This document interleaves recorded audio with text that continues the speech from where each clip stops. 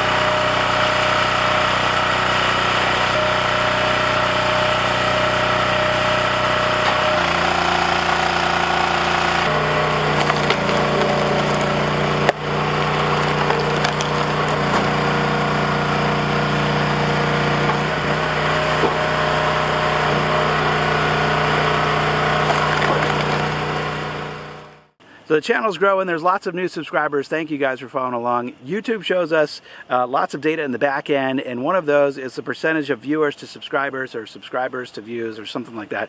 Anyway, how I interpret that is basically over 85% of my views come from people who don't subscribe to the channel. So if you're one of those 6 of 7 who doesn't subscribe already, consider hitting that red button just below this video so you can subscribe and keep up with our future videos.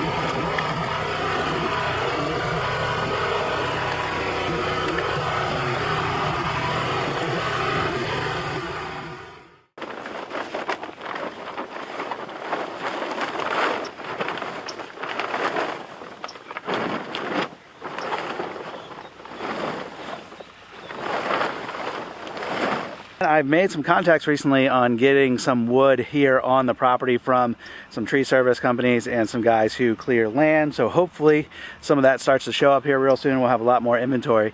But what I wanted to talk to you today is a little bit about this this equipment that I have outside. You guys have been critical in some of my other videos because I just have literally everything is outside. I have one small shed and that's the only structure out here. I'd like to have another structure where I can get equipment, especially mowers, four-wheelers, tractors, all that kind of stuff under shelter, but that is not here right now. Maybe that'll be something I can work on here in the near future.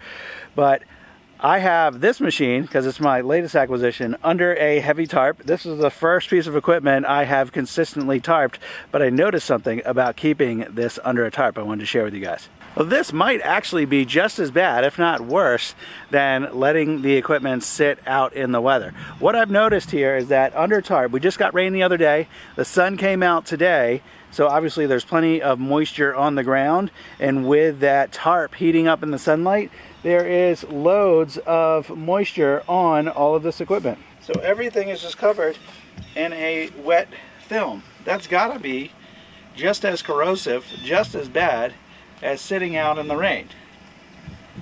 If I didn't come out here today to take the tarp off and use the machine a little bit, all of that moisture would have continued to be trapped under that tarp. So this is kind of raises maybe a question or a concern. If some of you guys have experience with this, you can answer. But is leaving a piece of equipment tarped just as bad, or maybe is it worse than just leaving it out in the weather? You guys let me know.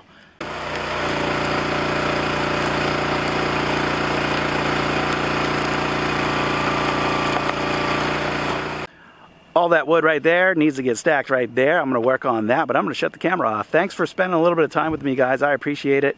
I will catch you on the next video. Bye-bye.